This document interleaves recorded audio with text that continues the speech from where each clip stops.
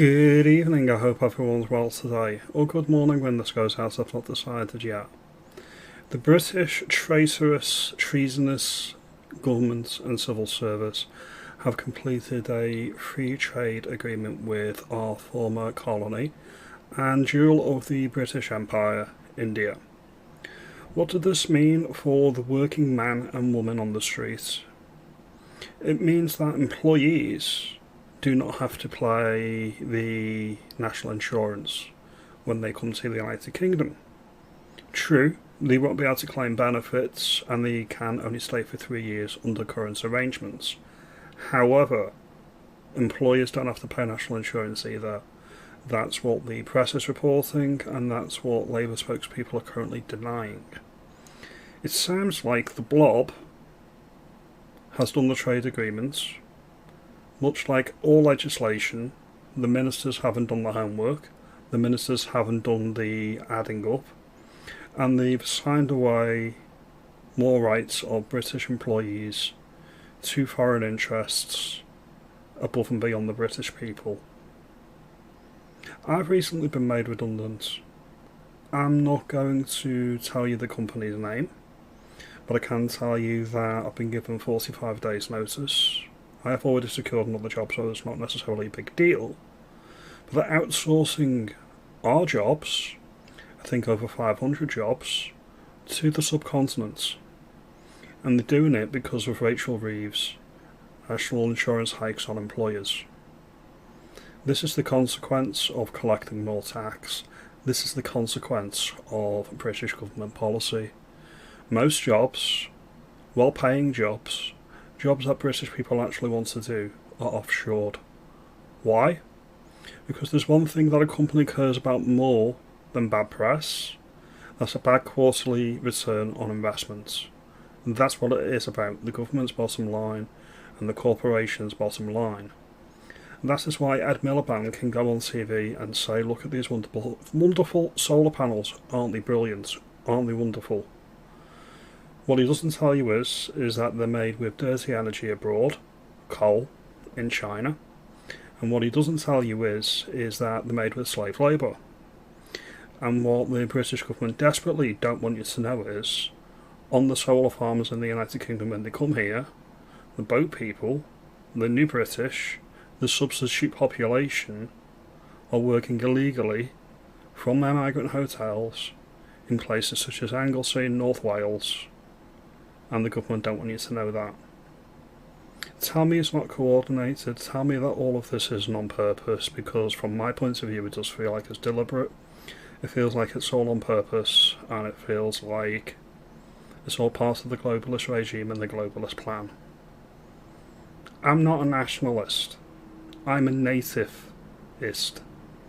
British people first, the rest of the world should follow second. And that is my opinion. When Britain was under the colonial times, and we ruled India, with Queen Victoria as the first Empress of India, yes, we ruled it, yes, we colonised India, we left a legacy, and we left a legacy of infrastructure and an actual country governed by popular votes. And we also partitioned certain communities away into their own country, like with Pakistan. It was locally administered, and it was locally administered by chiefs and tribesmen, and their civil service, the Indian civil service, was largely made up of their own people, which is why we have a lot of people from colonial times, such as Rishi Sunak's family, former Prime Minister, that were granted British citizenship because they were part of colonial rule. It was largely hands-off. That's why we were able to administer the whole of India with a lot less civil servants than we currently have for a single tiny island nation like the UK. The blob always wins. The blob always wins. You need to remember that. These deals, these trade deals, are not designed to make my life better or the working classes of the United Kingdom better. They're designed to make us obsolete, in my view. That's why nothing replaced the coal mines in the 80s, and that's why nothing replaced the pits. That's why the working class have largely been forgotten. if we've got foreign workers coming into our country that don't have to pay national insurance, that in essence is two-tier employment. That's two-tier prices. It's just like two-tier legal practices and two-tier policing. We've now got a two-tier society with employment. The employers can pay the employees less, meaning their overheads are less if they employ foreign people, and the foreigners can take home more pay. How does this help anybody with anything to lose in the United Kingdom? It'll help the big corporations keep their profits high, and it's disgusting, and that's what I'm calling out here. I say this is the blob because previously, under different types of governments, they've conducted similar trade deals with America, South Korea, and the European Union. So this isn't a Labour thing, this is a uniparty thing, this is a blob problem. Britain desperately needs a change of direction and a change of government. People may say I'm overstating things. On the contrary, I think calling out the government as calm as I am for selling off our country to the highest bidder, and also making sure that the native population are not looked after, is treasonous. So, under these circumstances, I think I'm being exceedingly polite. This isn't a motive subject for me, so I'm quietly contemplating and making sure I maintain my composure.